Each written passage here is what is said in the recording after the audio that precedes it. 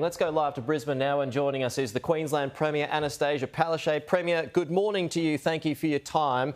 So from next Monday when the border opens, are you expecting bedlam at the border?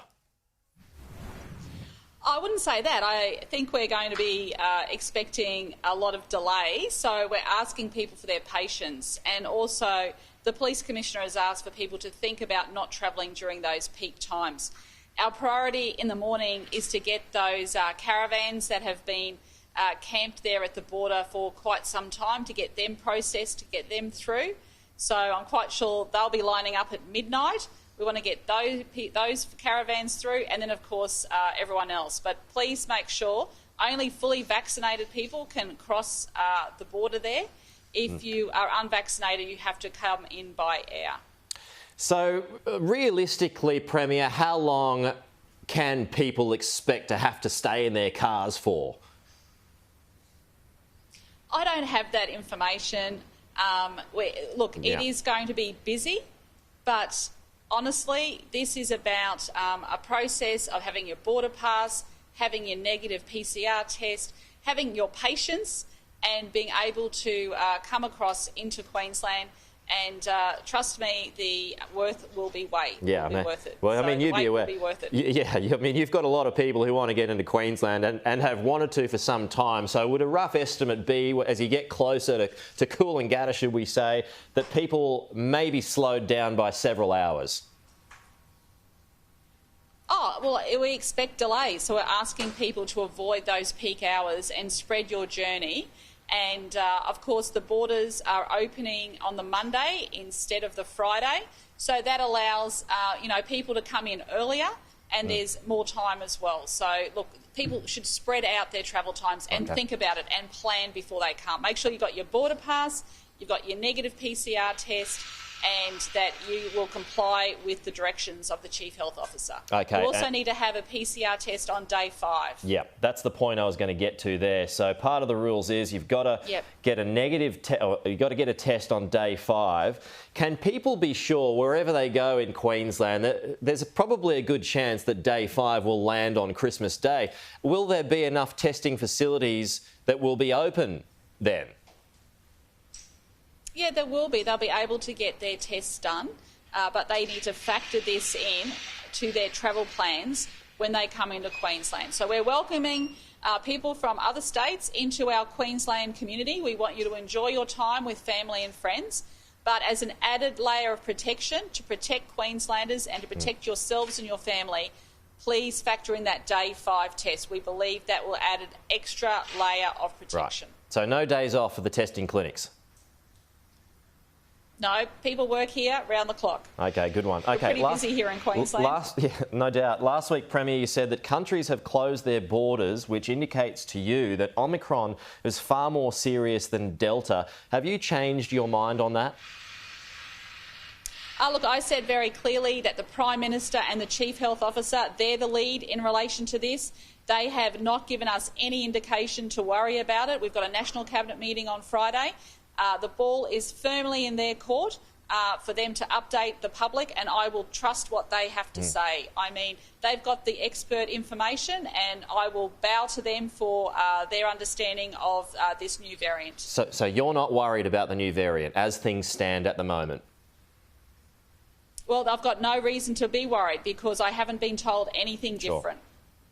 OK, so will this be it? Will this be the end of the closed border? Well, I hope so. I mean, I think everyone hopes so. But 2 years ago, I didn't think we'd be dealing with a pandemic. I don't think anyone did. We never know what's around the corner, but we've been following the national plan, and we're looking forward to families reuniting and seeing loved ones. And I hope you've booked your flight to Brisbane or Queensland as well. I'm coming up to Queensland, yeah, no doubt about that. I'll be driving the car though, which was why there were so many questions about the road delays. Oh, okay. Now I know the hidden agenda. So I must confess that's a hidden agenda there. You're correct. So anyway, down the track, what would the threshold be, Premier, to shut the border again? Well, we hope that doesn't happen. Honestly, we've got high vaccination rates. I think when the outbreak happened in Sydney, only 4% of the population was vaccinated. in Queensland, we're in a completely different situation. I mean, our response has been world-leading. Tragically, 7 people have lost their lives, but we haven't had the waves that Sydney and Melbourne have experienced. I know that's been tough down south, but we now have a situation where we have high vaccination rates, 80% double dose. We've looked at the Doherty modelling.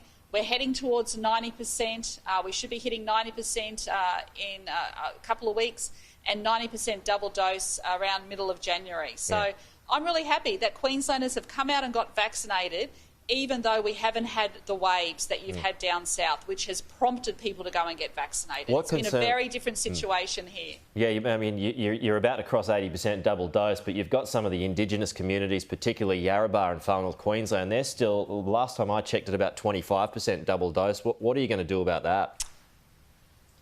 They were 68% first dose last week when I checked. I haven't seen the maps for this week, but they should be higher than that. So there's been big efforts. So people have been going in door to door to our Indigenous communities. Some of our great sporting legends, Jonathan Thurston, Steve Renouf, they've been going out, talking to people. Unfortunately, there has been a lot of misinformation out on social media.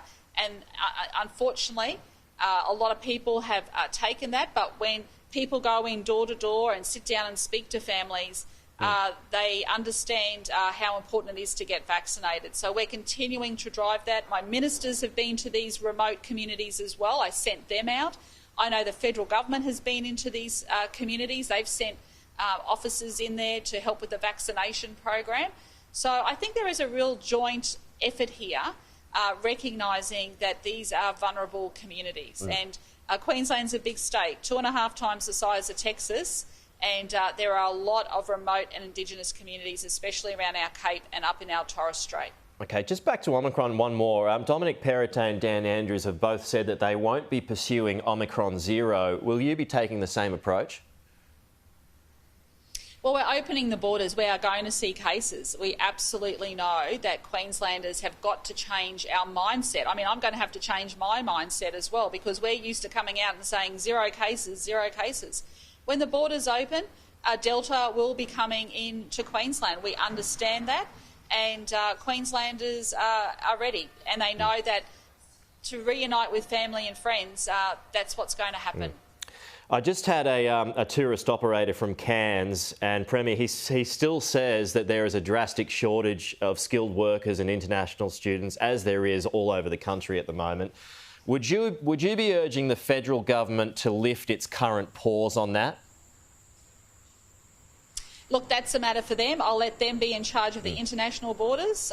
You'll have to direct those questions to the Prime Minister. Right, but would you make any exemptions? But we do recognise that there is... Yeah, sure, but if there is... We do recognise that there is a shortage of skilled workforce. We're actually holding a workforce summit here in Queensland in March to talk about those issues.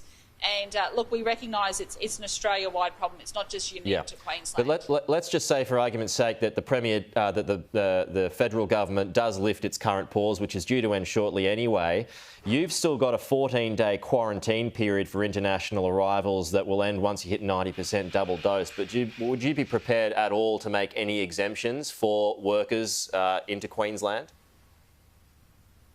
It's a matter for the federal government to allow people to come in from other countries. But if people do come in from other countries, and we're talking about students and migrants here, to get to Queensland to help the tourism sector? We've got WellCamp, and people can quarantine in WellCamp. Okay, but you wouldn't make any exemptions on that with the 14 days of quarantine? Not at this stage, no, because we haven't hit the 90% double dose. Okay, not until next month anyway. Premier, appreciate your time this morning. I know it's a busy morning. It's a great news story. Appreciate you coming on the program to answer the questions. We'll talk to you again soon. Okay, thank you. That's the Queensland Premier, Annastacia Palaszczuk, joining us live on First Edition.